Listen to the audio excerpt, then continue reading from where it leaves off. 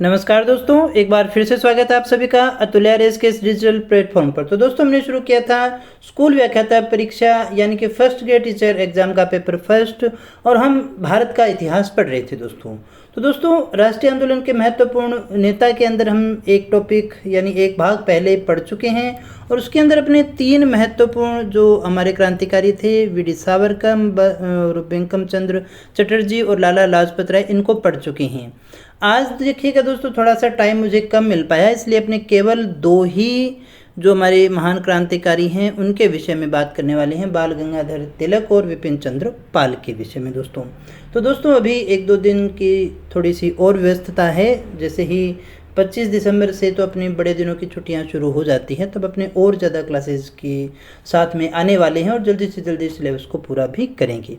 तो दोस्तों क्लासेस अगर आपको समझ में आ रही हैं, अच्छे से आप पढ़ पा रहे हैं, तो वीडियो को लाइक ज़रूर करना। चैनल पे पहली बार आए हो तो सब्सक्राइब कर लेना, क्योंकि इस तरह के क्वालिटी एजुकेशन वीडियो केवल और केवल आपको यहाँ से चैनल पर मिलते हैं। आइएगा शुरू करते हैं क्लास को। बात करेंगे बाल गंगाधर तिलक और विपिन चंद्र पाल के विषय में। सबसे पहले हम बात करें बाल गंगाधर तिलक के विषय में, तो सबसे पहले जो हमें याद रखना होता है वो ये होता है कि इनका जन्म कहाँ हुआ था। तो 23 जुलाई 1856 का इनका समय है।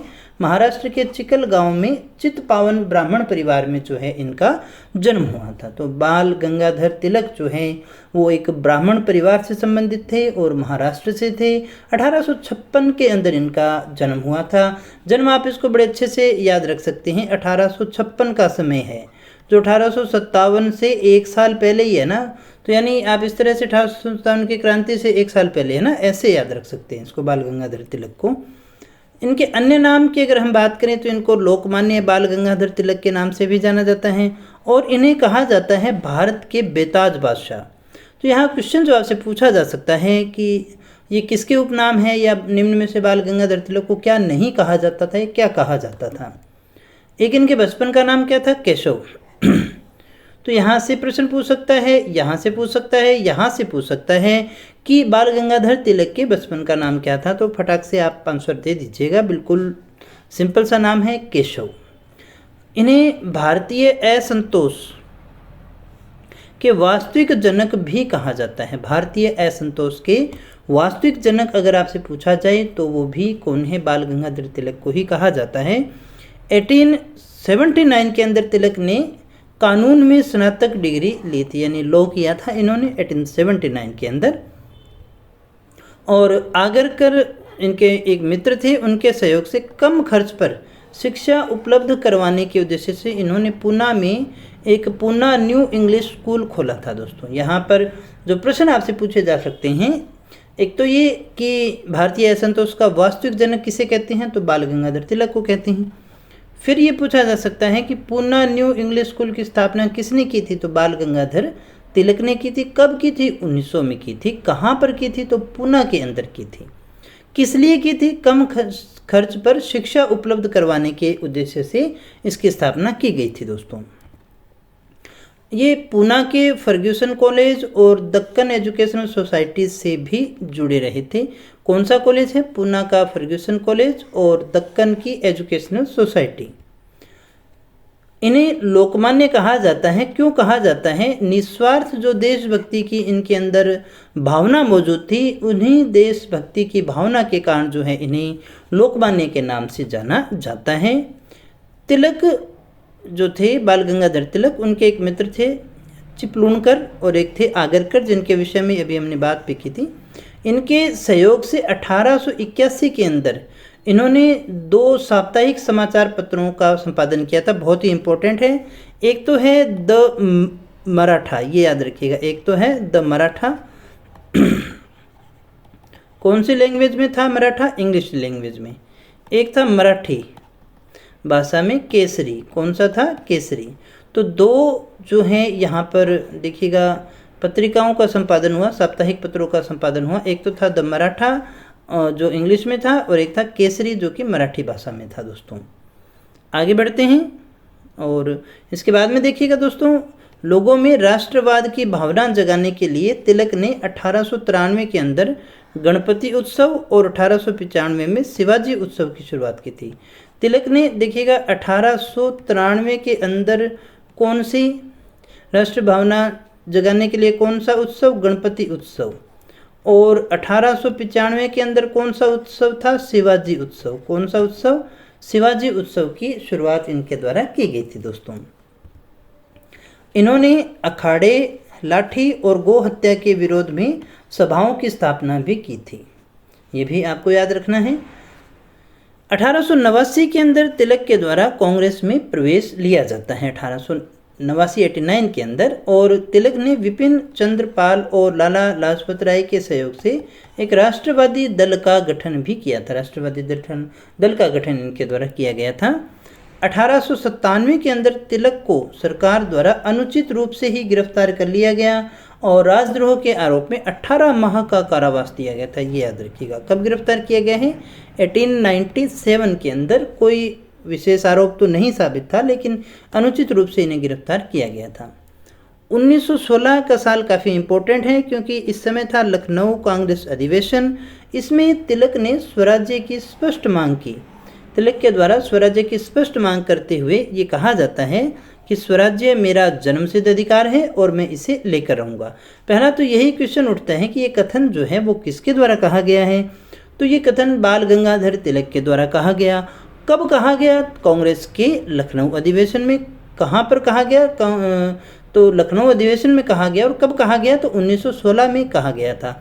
किस लिए? कौन सी मांग थी? स्वराज्य की मांग थी। और उन्होंने ये कहा था स्वराज्य मेरा जन्मसिद्ध अधिकार है और मैं इसे लेकर के रहूँगा। फिर हम बात करें 1908 की। 1908 में तिलक ने अपने पत्र केसरी में देश का दुर्भाग्य नाम से एक शीर्षक लिखा और इसके अंदर उन्होंने सरकार की गलत नीतियों के ऊपर काफ़ी प्रकाश डाला था दोस्तों। तिलक की इस बात से नाराज होकर के सरकार के द्वारा राजद्रोह के आरोप में फिर उन्हें गिरफ्तार कर लिया जाता है और 6 वर्ष का कठोर कारावास के लिए मांडले जेल में डाल दिया जाता है। ये जेलों के नाम आजकल पूछने का चलन थोड़ा सा ज़्यादा है, तो इसलिए इसको भी अच्छे से याद रखिएगा। कौन सा पत्र है? केसरी में।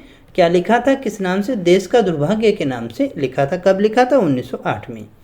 इसी जेल में कारावास के समय इन्होंने एक पुस्तक लिखी, Arctic home of the Vedas, और एक है गीता रहस्य। इन पुस्तकों की रचना कारावास के दौरान ही की गई थी दोस्तों।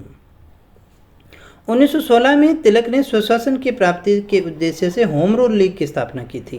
दोस्तों ये जब हमने राष्ट्रीय आंदोलन पढ़ा था तब भी हमने इनके विषय में बड़े अच्छे से बात की हुई है। होम रूल लीग अपने वहाँ पर अच्छे से डिस्कस कर चुके हैं दोस्तों। होम रूल का जो अर्थ होता है स्वराज्य से होता है, लेकिन स्वराज्य का अर्थ उस अंग्रेजी राज्य को समाप्त करना नहीं था, बल्कि अंग्रेजों के साम्राज्य के अंदर ही स्वायत्तता प्राप्त करना था। यहाँ ध्यान दीजिएगा, होम रूल अर्थात स्वराज्य जो कहा गया है उसका अर्थ अंग्रेजी राज्य को खत्म करना नहीं था, बल्कि अंग्रेजी राज्य के अंतर्गत ही स्वायत्तता प्राप्त करना इनका उद्देश्य था। 1916 में लखनऊ अधिवेशन में तिलक ने एनी बेसेंट के सहयोग से उदारवादी, उग्रवादी और मुस्लिम लीग को एक करने में सफलता प्राप्त की थी दोस्तों। तो ये भी इनका एक बहुत बड़ा योगदान माना जाता है, इसलिए यहाँ से क्वेश्चन पूछा जा सकता है। ये खिलाफत आंदोलन के भी समर्थक रहे थे। एनी बेसेंट भारतीय राजनीति के रंगमंच से एकदम हट गई और उन्होंने किसी अन्य राजनीतिक आंदोलन में सक्रिय भाग नहीं लिया था। ये एनी बेसेंट की बात आ गई। लेकिन 1920 में देखिएगा बम्बई के अंदर तिलक की मृत्यु हो जाती है। कब मृत्यु हो गई? तिलक की मृत्यु हो गई। दोस्तों होम रूल लीग जो है तिलक के द्वारा भी चलाया गया और एनी बेसेंट के द्वारा भी चलाया गया था। अब दोनों में क्या अंतर था? जब हम इनके कार्यों को पढ़ेंगे ना तो हमारे ये सारी की सारी चीज़ें समझ में आती कि इसमें अंतर क्या था, है ना। तो तिलक के बारे में सर वैलेंटाइन शिरोल ने क्या कहा था देखिएगा, वे भारत में अशांति के जन्मदाता थे। ये क्वेश्चन इंपॉर्टेंट हो गया। यहाँ इन सर वैलेंटाइन शिरोल का नाम भी पूछा जा सकता है, इसे भी आपको अच्छे से याद करना है। तिलक स्त्री शिक्षा के समर्थक थे, उन्होंने समर्थन भी किया। तिलक को जब 1908 के अंदर सज़ा हुई थी ना, तो उस सज़ा के दौरान मुंबई के जो कपड़ा मिल मजदूर थे उन्होंने भी इसके विरोध में हड़ताल की थी, तिलक की सज़ा के विरोध में। तिलक के जीवन पर अर्जुन और कृष्ण जो पात्र थे उनका भी काफ़ी ज़्यादा प्रभाव पड़ा था। इसके बाद में हम बात कर लेते हैं, बिल्कुल छोटा सा टॉपिक है, विपिन चंद्र पाल 1858 से 1932 तक का इनका टाइम पीरियड है। इनका जन्म हबीबगंज बांग्लादेश मानते हैं, सिलहट क्षेत्र जो है अभी माना जाता है 1858 का। विपिन चंद्र पाल जो है बंगाल के पुनर्जागरण के अग्रणी नेता कहे जाते हैं। किसके? बंगाल के पुनर्जागरण के अग्रणी नेता कहे जाते हैं। अरबिंदो घोष ने इन्हें राष्ट्रवाद का मसीहा कहा। अरबिंदो घोष जो है वो इन्हें राष्ट्रवाद का मसीहा कहते हैं। अपने राजनीतिक जीवन की शुरुआत इन्होंने समाज सुधारक के रूप में विशेषकर हिंदू समाज में व्याप्त कुरीतियों को समाप्त करने के लिए कार्य किया था। अपने राजनीतिक जीवन की शुरुआत जो इन्होंने की थी समाज सुधारक के रूप में विशेषतः हिंदू समाज में व्याप्त कुरीतियों को समाप्त करने के लिए जो है इनके द्वारा कार्य किया गया था, जिसके लिए ये जाने जाते हैं। ये विधवा विवाह के भी समर्थक थे। इन्होंने जो पत्र पत्रिकाओं का संपादन किया उसमें से जो मुख्य हैं वो है परिदर्शक, लाहौर ट्रिब्यून और द डेमोक्रेट, ये इनकी मुख्य पत्रिकाएं थी। बंगाल विभाजन के विरोध में इनके द्वारा न्यू इंडिया नामक एक समाचार पत्र में लेख लिखे गए जो काफ़ी चर्चा में रहे थे। ये ब्रह्म समाज को भी अपनाते हैं। किसके प्रभाव में आकर? केशव चंद्र सेन के प्रभाव में आकर ब्रह्म समाज को भी अपनाते हैं। विपिन चंद्र पाल ने कहा था, यदि स्वतंत्रता आपको उपहार में मिले तो उसे स्वीकार नहीं करना चाहिए, बल्कि हमें उसे मेहनत से प्राप्त करना चाहिए। विपिन चंद्र पाल को और क्या कहा जाता है? Father of revolutionary thought of India. Father of revolutionary thought of India के नाम से भी विपिन चंद्र पाल को जाना जाता है। दोस्तों, इन्होंने बागान, जो चाय के बागान होते हैं, उसमें कार्यरत श्रमिकों के हितों के लिए भी आवाज़ उठाई थी। तो दोस्तों, आज के लिए इतना ही। आप हमारी एंड्रॉयड एप्लीकेशन अतुल्य आरएस को डाउनलोड कर लीजिएगा। बहुत ही जल्दी 1-2 दिनों में हम उसके ऊपर टेस्ट सीरीज शुरू करने वाले हैं। दोस्तों, यहाँ से आप टॉपिक पढ़ें, वहाँ टेस्ट के माध्यम से आप जो हैं उनकी प्रैक्टिस भी कर पाएंगे और कोशिश की जाएगी कि मैक्सिमम जो इम्पोर्टेंट क्वेश्चन हैं वो आपको उपलब्ध करवा दिए जाएं। तो दोस्तों, मिलते हैं नेक्स्ट वीडियो में कुछ और नई जानकारी के साथ, कुछ और हमारे महान व्यक्तित्व के विषय में। तब तक यूँ ही बने रहें हमारे साथ। Thank you very much.